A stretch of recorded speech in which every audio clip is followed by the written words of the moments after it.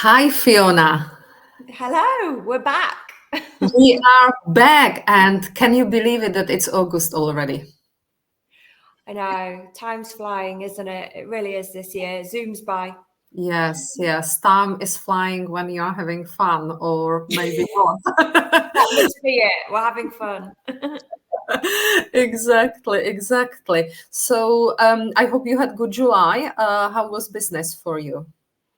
Yeah, it's been good.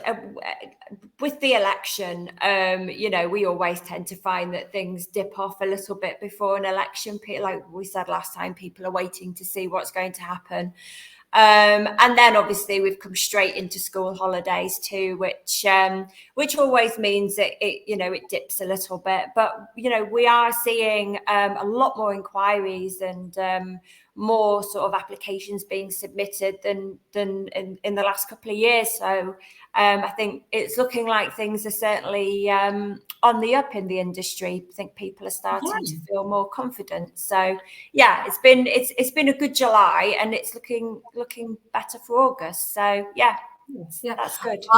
I do agree with you because that might be interesting for the listeners. The area that we cover with our estate agency, there was a total number of available properties on the market, 1,457 in July. And that's a really significant increase from the last year in July. Last year in July, it was 1,085. And if we go back to 2022 July, it was only 833 properties on the market, which means that this July against last July, the increase is 25.6%, and the increase against July 2022 is 43%. 43% increase on available properties. So that probably feeds to what you are saying, that you've got increase of the mortgage applications. Yeah. So it's positive. It's really positive, especially if you think that what we have the local statistics that in July 2024, which is this year, there were 1,290 properties that were on the market for longer than 12 weeks, which means they came on the market and the sale wasn't agreed. And that was significantly higher than last year. Last year, it was only 1,058 properties. So again, there were 18% more properties on the market for less than 12 weeks in July than the previous year, which again, you mentioned election. People were probably waiting to what's going to happen. What do you think? Yeah, I mean, those statistics uh, are quite surprising actually, because all we've seen recently is increase in base rate, increase in base rate, increase in base rate, higher interest rates, and even over that time, there's still been increase in properties on the market. So it shows that yes, it's not been a nice time for people to hear the news that your interest rate is now going to go up, but people have still been moving if they've needed to. And now we're in a position where the Bank of England base rate has fallen for the first time in a long time. And I think that is the news that people have been waiting for. Yeah. Great, there's something good that's happening, because all we've had for a couple of years is you'll pay more for this, you'll pay more for this, oh, and your mortgage is going up and your energy prices are going up. And now we're starting to see that actually, interest rates have made a change for the better. The Bank of England base rate has dropped. And you can tell even in the phone calls I'm having with people, there's a different tone in their voice. It's like, oh, this is exciting. Oh, that's not as bad as I thought it was going to be. And I'm definitely seeing an increase in happier, more confident people than Yeah. people I have to give bad news to every day, which is nice. So yeah, I think things are now definitely on the up. It's exciting, when the Bank of England base rate reduction came last week. It was like second Christmas for me. I'm like, finally something Oh, positive, finally. So yeah, that's been good, and it's definitely. Well, I'm saying definitely, but I would think that it will stimulate the market, that the mortgage lenders will adjust their rates because they will need to lend, they will want to lend, and it's actually positive news in my view, especially coming to the autumn, because now we've got Olympics, people are watching Olympics. The some do, some don't. Majority probably do. We've got summer holiday in full swing, and if the lenders start reducing their rates, then people will definitely want to get moving. I would like to, again, if you don't mind, to share another statistics about what happened in July. So there were 301 new properties coming on the market in July, which is again higher than last year in July.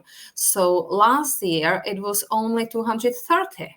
So again, we had more properties coming on the market, and the sales agreed in July. And again, I'm talking about a whole area that we cover as agent. Overall, sales agreed between agents were 216 sales, which against last year, it's again increase against 173.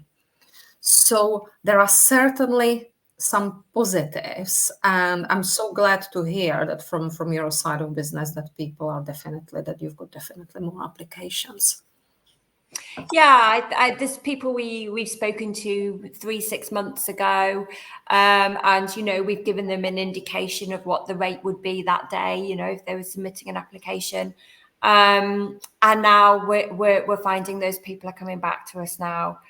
Fiona, there's been a base rate reduction. What happens now? What's our rate going to be now? It's like, well, okay, well, let's have a look at it again then. And with a lot of mortgages, even a small reduction in the rate can make such a big difference to your monthly payments. Yeah, So yeah. that's really nice to see, when actually, because of that reduction, maybe you'll save, £40 a month or something, depending on your mortgage amount, which again, like I say, it's nice to be able to give people better news. Yeah. Exactly. Especially if you think about that, you've got a first-time buyer who counts every single penny. Well, we all do, don't we? But especially first-time buyers who find it so difficult to get on the property ladder, and you say it can be £40 reduction. It can be even £150 reduction on if they get better rate, which ultimately will decide whether they can afford the property or not, because that £150 can go towards the bills, towards council tax and all these things. So, and if first-time buyers can afford to buy, then the whole market keeps moving, because first-time buyer gets on the ladder, then the people who were first-time buyers a few years ago want to upgrade, and it's just churning the market. So it's all positive news, and also what is really interesting to see that the amount of the reused properties in July has been pretty much on par with last year. This year in our area, the reduced amount of the properties amounted to 13.1% of entire stock, entire available properties, and last year it was over 14%. So it's pretty much similar. And with this, I would say the properties, they definitely sell if they are priced right. So again, realistic expectation coupled with the positive news on the mortgage market. Let's hope that we will be all busy in September. But we've got some other interesting developments from the government, and that's the information that I've got from Property Mark, which is our approving body as an agent, and that's the taxation on short-term lets. What do you think about it? Yeah, so it seems as if the government are trying to kind of get the holiday let taxation in line um, with others. So I think it's obviously it's not very nice for anyone who has a holiday let. They're now looking at potentially some negative changes. I suppose if we're going to look at it in a positive way, maybe people who have holiday lets might decide that it would be more beneficial for them to maybe look at a standard tenancy agreement in the rental market. In which case that might provide more people with homes. What we seem to be struggling with, and I know what the sort of new government are looking at, is trying to find more properties for people in terms of either building them, or in this case, maybe if holiday landlords are now thinking, oh, is it worth our time doing this with the high turnover of, people coming, new clients coming into the property? Maybe they might think, well, actually, let's just go with the standard tenancy agreement. I don't have to worry about it for 6 months or 12 months, which might actually provide homes for people, which is what we seem to be struggling with in this country at the moment. Yeah, and especially in holiday destinations, such as we are based in North Cotswolds, and lots of homes here are second homes or holiday homes, and there is not that much of normal rental stock. You've got property areas that are struggling, like Cornwall. You've got areas in Yorkshire, exactly what you say.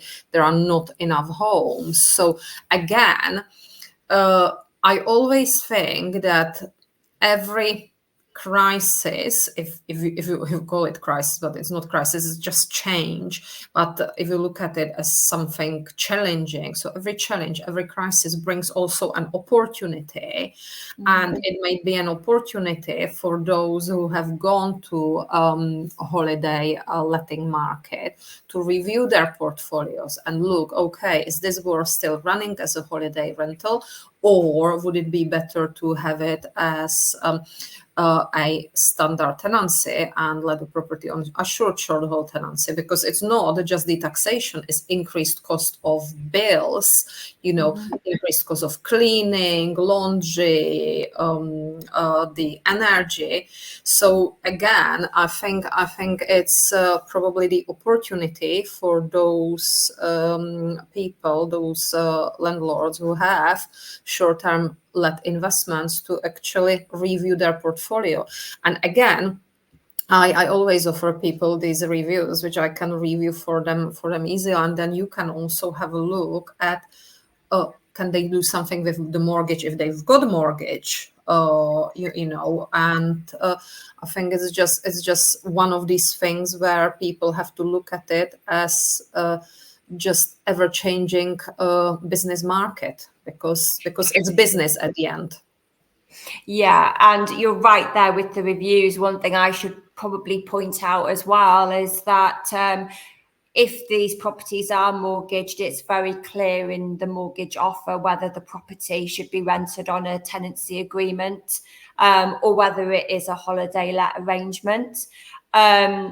Landlords have to be very careful and stick to the terms and conditions of their offers. So if they have a holiday let arrangement with the lender, and the mortgage offer was based on that, they do need to be speaking to an independent mortgage broker. And also the other way around, for a standard tenancy agreement, if landlords want to then decide that holiday let's the way forward, they must be speaking to independent brokers, because they could be breaching the terms and conditions of their mortgage contracts if they haven't got the right mortgage in place, depending on what they want to do. So that's a really important point when we're discussing this. They can't just decide to change. They must speak to mortgage brokers if there's a mortgage on those properties. Thank you, thank you. I think that's a really, really valid point that you just Yeah. made, because from my experience, you have to have specialist mortgage for holiday let, and that mortgage may allow you to actually do assured short hold tenancy, but generally not the other way around. So absolutely, absolutely, I think people do need to speak to you whatever they decide to do, because they first need to know whether they can actually do it.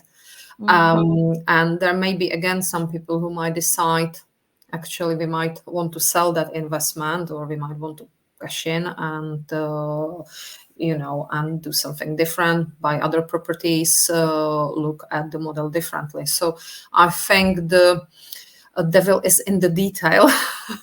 So Absolutely. Yeah. And I think, obviously, people need to be speaking to us, but also, now is the time to be speaking to a tax specialist as well. Mhm. What is the right thing for me to do in this situation? I think we stressed last time we spoke, it's not a time to be making rash decisions. It's time to be gathering information. And deciding what to do, and speaking to professionals and tax specialists in this instance is just so important. So you do make the right decisions now and for your future investments as well. So yeah, people should be trying to get as much knowledge as they possibly can from professionals. Yeah, perfect. And I think on that note, we probably exhausted the topics for this month. Um, I would like to thank you again for coming onto the Yeah. podcast and doing it together. It's really great. Um, have fabulous summer. Whoever is watching this, have fabulous summer, fabulous August, and we will see everybody in September's installment. Great. Thank you very much. See you next Thank month. you. Bye, Fiona. Bye. Bye bye.